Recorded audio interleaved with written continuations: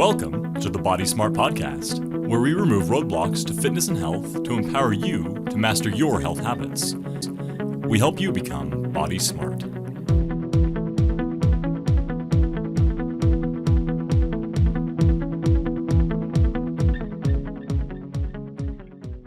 All right, so physical literacy and what that means is it's an interesting topic. So I was talking about it with Mark and then again with Shannon today. Um, at first, it seemed like a bunch of big words. Physical literacy. No, that one's not too bad. Um, but just kind of what does that mean in context of kind of living a healthy lifestyle and living, better and longer. And essentially, the idea is the more we experience different physical activities and physical, um, I don't know, either modes of sport or modes of exercise and things like that, the more we get experience to that and the better we can do. And the more we may enjoy it or at least have skill in it so that we're proficient. And once we're proficient in something, we usually enjoy it a little bit more. And so often we find people will say things like, oh, I've just never been an exerciser, or I've never been one that liked running. What? Yeah, I've never liked running. I've never liked cycling or whatever. And usually, what that means is when I've tried it, I felt stupid or I felt uncomfortable. I wasn't very good at it. And so, because I felt awkward, I don't like it or I don't, see the value in it. And so, that's really what that typically means. Not that they really know. Um, it's just that they haven't experienced enough and it makes them feel uncomfortable. And so becoming more physically literate in different areas can really help broaden your forms of exercise and your enjoyment of those things. Um, yeah, I don't know, Mark, did I intro that okay? Explain more. Whoops. Yeah, I think that was Still me. great. Uh, so as Cameron and I talked about this, we talked about kind of your reading literacy. Apparently, I don't have that right now. Um, but as a kid, right, you start off just learning the ABCs, right? Can we get the ABCs down pat?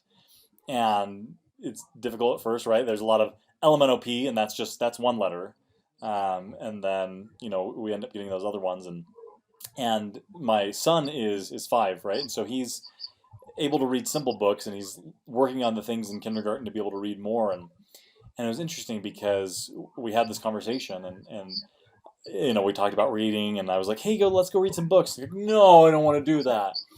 And I was like, well, why? He's like, oh, well, it's hard. I don't like it. And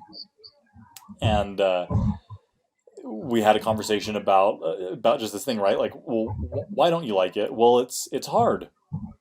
And that led us to a conversation about him learning to ride his scooter, right? He loves riding his scooter now, all the time, and trying to go as fast as he can, and wants me to chase him on it. And we talked about how when he first started, like he was really scared to even get on the scooter, right? Having something moving beneath him was not great, and it didn't sound fun to him. But as he worked on it, it became more and more fun, and so that's what we talked about with reading. That has become more and more fun for him. And so I'm going to try to share this. I guess people listening back won't be able to see it on the screen, but you'll. Oh, actually, no, they will because I'm going to show my phone. I know how technology works. So anyway, so then he sent this to me the other day, and I thought this was awesome. So we'll listen to a little bit of his video. Okay.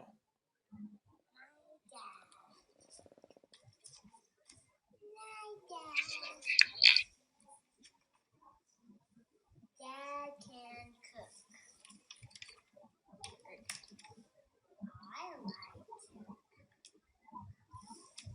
And so it just goes through the rest of this book, right?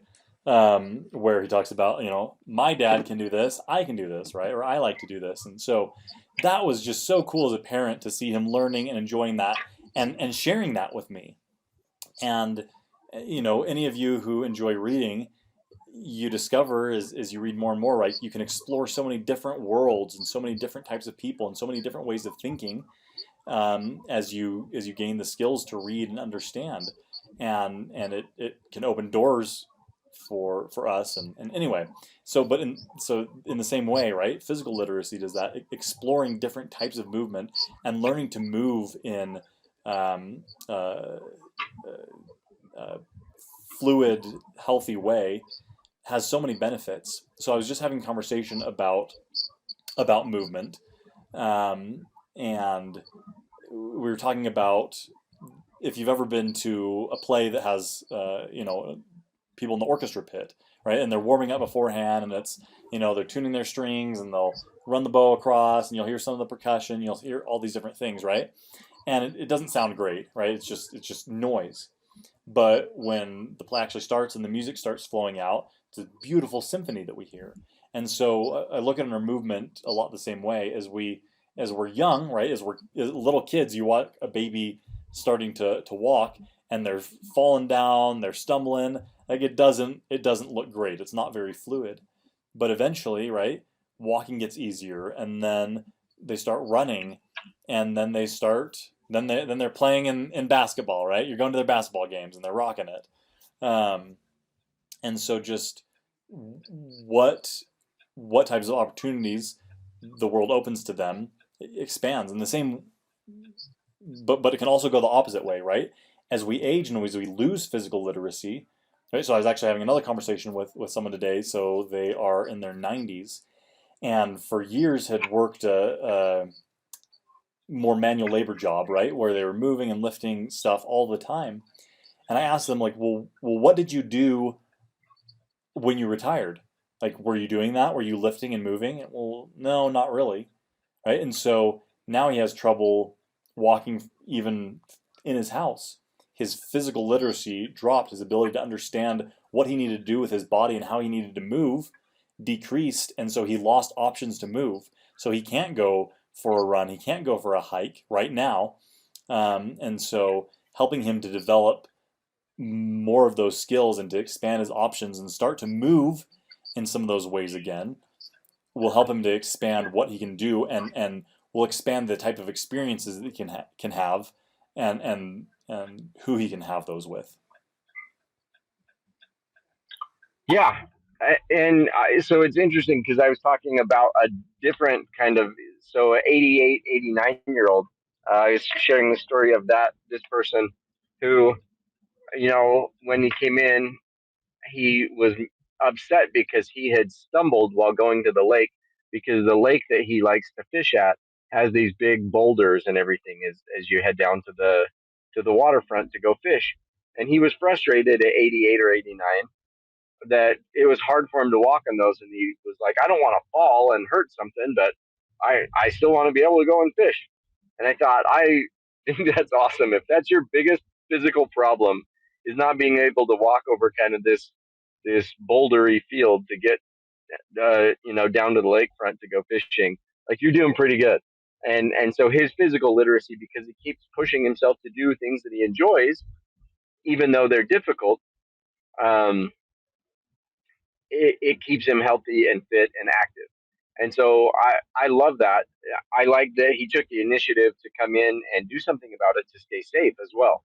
So that's also huge. And so we talk about that with a lot of different activities. Running is such a common one where people say, "Oh, I hate running. I blah blah blah," and I was one of those people.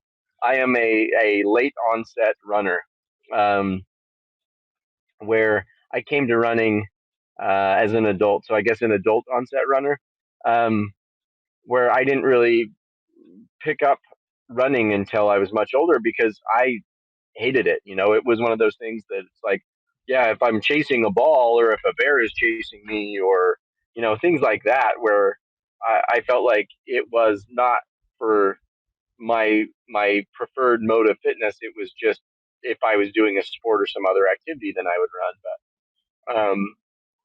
it wasn't until I realized that you could run slow and comfortable and build up your body to tolerate running more and more and more and get better at the skill of running, that it was actually quite enjoyable and that I really love it. And it allowed me to get where I wanted to go up in the mountains faster and all these other things and see more and do more.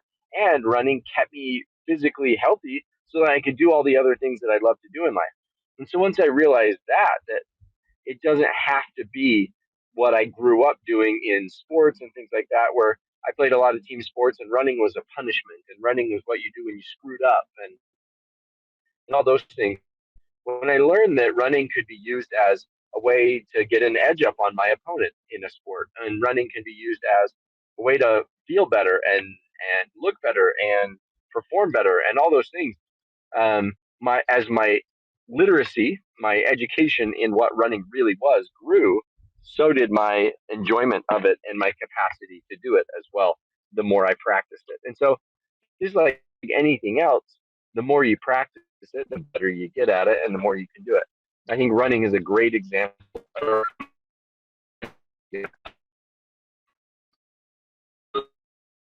really struggle.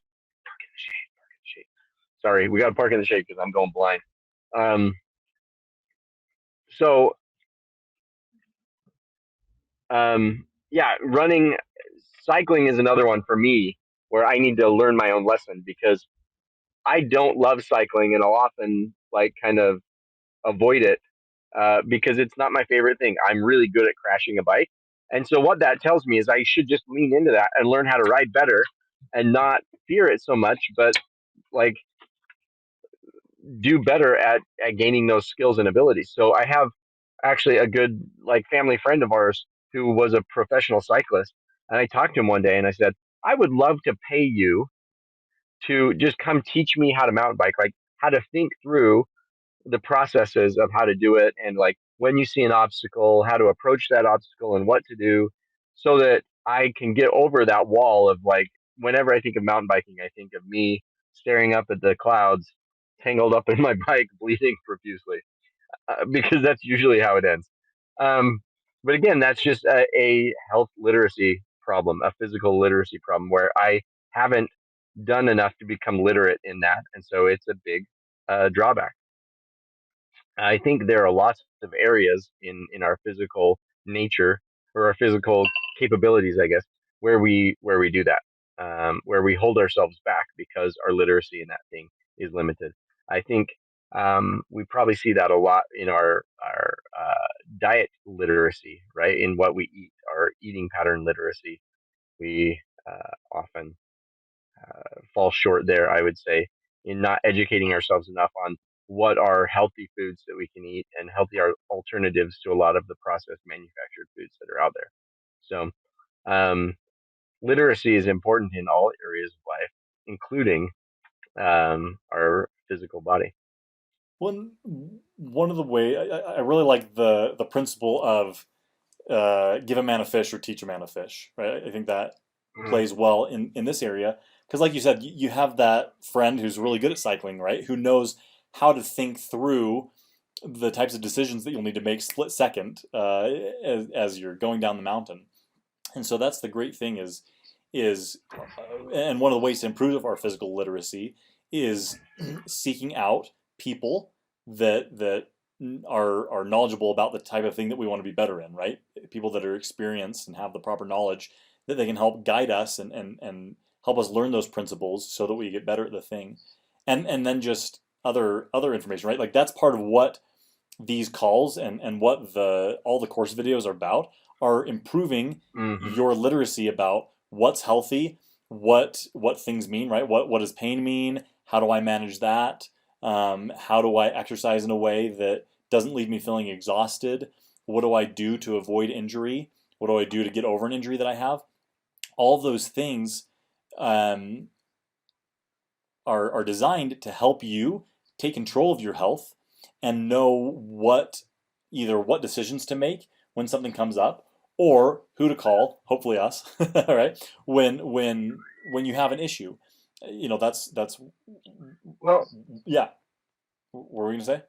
so I was thinking, um, the other thing is, who to call, but also who to have us call.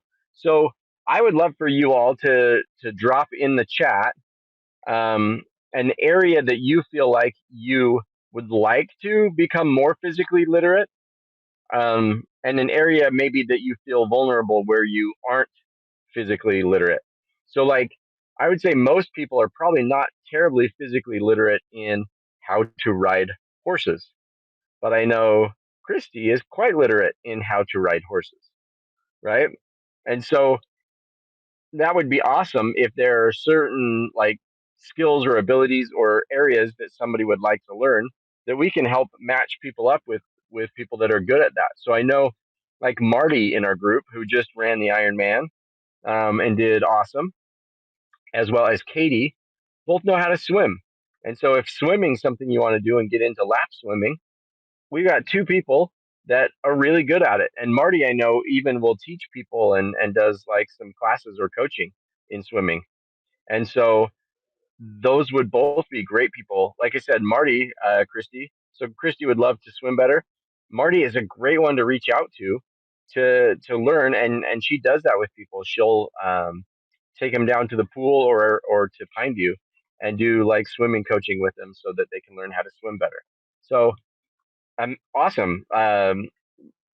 Challenging yourself in those ways and challenging where you feel like you're not. So I would you guys post swimming with good form. That's another one. Awesome. Um, yeah, you guys post areas that you would love to become more physically literate in. And we'll see what we can do there to either hook you up with somebody that can do it or maybe talk more about those things so that we can increase your ability to participate in those things, myself included. I'm not a bad swimmer, but I don't know how to do it right, if that makes sense. And so I would love to learn how to like get my head turns better and my breathing in sequence with my rhythm and stuff like that. I think would be awesome. So that would maybe be a fun thing to learn. We should do an activity where we all meet at the pool and go swim and learn from Marty how to do it. I I think that'd be an awesome activity. love it. Um, So, yeah, yeah, well, one of the other things I was going to say is, and Cameron, you mentioned this earlier, is that a lot of things, or a lot of times, trying a new thing, especially when it's something that we're not super physically literate in, can just seem daunting, overwhelming, and not very much fun, right? And so we just, yeah, that's not for me. And obviously, like we don't have to be good at every single type of activity, but just exploring some of those different areas and trying it in such a way that it doesn't burn us out, right? Or that there's a high likelihood of getting injured. Can we start with where we're at and just do small, simple, little things so that we work towards that? I think that's one of the difficulties is we so often we see the gap between where we are and where we want to be, and that just seems awful, right? And it seems scary and it seems daunting. And so like we can still keep that as a focus and as a goal, but we kind of compare our progress with where we were at, right? Like instead of, well, I need to go from being a terrible swimmer to, Olympic level, like, no, that's just too much. Say, okay, well, can I start swimming 1 day a week? Can I take lessons from someone who's more skilled in this? Can I buy a swimsuit, right? Maybe it's starting super small, and then just can I get comfortable with yeah, walking in the water, or like Cameron said, doing the right breathing, and just adding in those small little steps, and starting with smaller doses and working into it can be a really great way to add something new. It's the same thing with how we do exercise in the program, right? We with people who haven't had as much experience lifting, we don't throw them straight into like, hey, load this heavy and do all these lifts that you've never done before, right? We start with well, that happens a lot oh, actually with personal trainers and things like that, and then it people never does, go back because it hurts. right? It's But too much too soon, and so if we can approach it from a way of like, let's prepare you and help you ease into this, it becomes a lot easier, right? So that people start off with like, well, like let me just learn how my body moves, and let me just do body weight, and then okay, I really get these, like I can feel these different muscles, I can feel what it's like to move in this way. Like, okay, let's add some weight. Hey, let's try some of these other exercises. Now let's load it heavier. Now let's load it heavier. Hey, let's add in some plyometrics, right? Those different things we gradually grow into them, and then we end up hitting all these different areas of the fitness qualities that we want, right? We want strength, we want power, right? We want to be able to use that strength quickly. We want to improve our balance, we want to improve our coordination. All of those things, as we work into them in small and simple ways, like we build that over time until we are doing the things that we want to do. Ooh, I love this. Christy Christy did a picture of the horse. How do I? There you go. Blow that up for everyone to I see. love it. Christy's horse. So you're at the vet. So I don't think that's off topic. I think a lot of people would love to learn how to ride a horse and stuff like that. I love some of the other comments. Like I would love break dancing and jump roping. I think that would be so fun. I like jump roping. It's actually really fun. We brought jump ropes with us to California one time for a family trip, and the kids loved it. But they wound up like trashing their calves because they they were trying to see who could do 100 in a row, like who was the first one that could get to being able to do 100 jumps in a row. That meant they were doing like thousands of jumps in a day trying to get there, and it was pretty funny. But breakdancing, I think that'd be a ton of fun. That would be awesome. And then the gymnastics, so you can learn to fall safely. That's not a bad idea. They call them tumbling gyms, and I always tease that tumbling is just creative falling, right? And so, but honestly, uh, there may be some gyms that have those classes that have adult tumbling classes that help you learn how to take a fall and other things like that. So if they don't, that would actually be a really smart class to have and to take. So um, yeah, there's just so many areas, I guess, in life where we can improve our physical literacy, where we can get better at the activities that we love to do. Sorry, my face is like right in the sun. So all I can see, maybe it looks different for you. All I can see is my lips moving. um, anyway, so the there's just so many opportunities to continue to grow. I'm such a staunch believer in that you can teach an old dog new tricks. That you really can still see progress and make improvements even into your 80s. We've got a couple patients right now that are in their 80s and they're learning to jump again and skip again. We're working on skipping with one of them today, and it was so fun to see her try and skip and develop that power again. And so you really can pick up new skills and new activities that you want to try and want to do. But like Mark said, take it easy, build slowly, and just enjoy the process of learning. And don't try to force it, and don't expect yourself to be good right away. That's okay.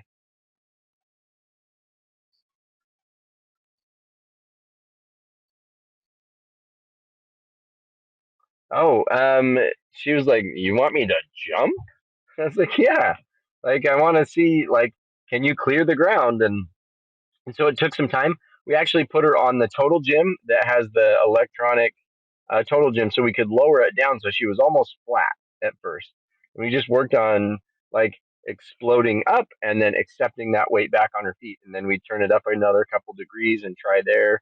And we elevated it till she couldn't really jump anymore very well, more than a couple jumps in a row. And then we just kept working on it until um, we could do like jumps over ground. And now she's jumping up to like a 4 inch box, like a 4 inch platform.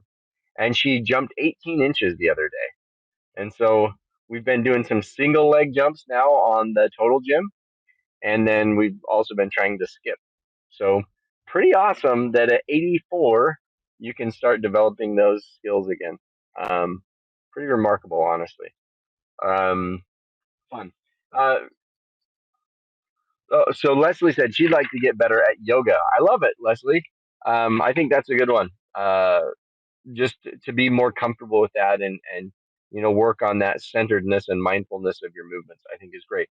As far as what that's done for her, it's really helped with her ability to like avoid and recover from losses of balance. So like she caught her toe. We were working on the stairs and we were timing her as she was running up and down the stairs, and literally running up the stairs.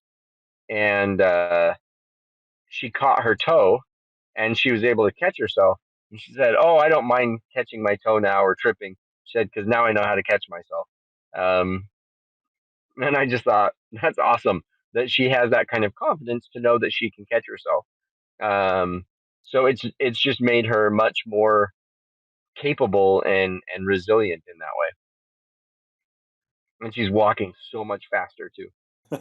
Which is so cool. And I think what you said there is crucial, right? She has the confidence. And that's one of the big Hmm. things that physical literacy does is it gives us the confidence to move, to try new things. I love what you said about yoga, Leslie, because I can remember distinctly one of my friends that did yoga, and she invited me to do that, and I scoffed at it, right? I was like, oh no, that's for losers or something, something dumb like that. But as I've learned about the importance of movement and finding healthy ways to move and being in tune with our bodies, right? That seems a lot more inviting and attractive now, right? I can see the benefit of it. And there's so many different forms of exercise that have different benefits and that can play a part in our programming and our training so that we are more resilient and we can handle life as it comes to us. And so that's the thing is we there's so much to learn about the body, and there's so much all these different types of movement can teach us about being healthy and being centered and being healthy not just in body but in mind. I think that's part of that physical literacy, right? How can we treat our bodies well so that they stay in shape and stay healthy enough to keep going for years and years and years. And so doing that and developing the confidence to move and the confidence to take care of our bodies and to know what to do when life comes at us is just like it's life changing, right? Like you said for the patient, it's changed just day to day life, right? How she moves and how she feels and whether she's afraid or not. Right. Oh yeah, the boost in her confidence and her capability is just so much, and so it's great. It's awesome, and that's what we want for all of us.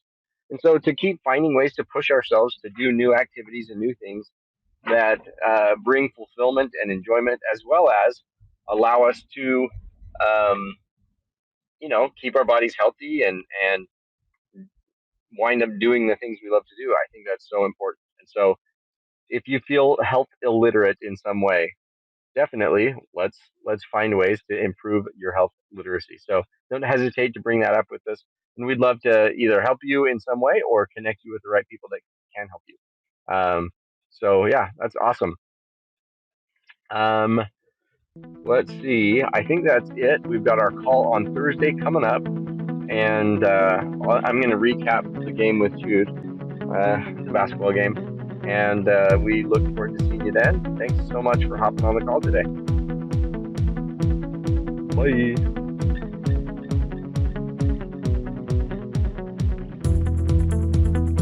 Thanks for listening to the Body Smart podcast. Join us in the Body Smart community on Facebook to share your successes or ask a question for our next episode. Now get out there and take the next step toward living your active lifestyle.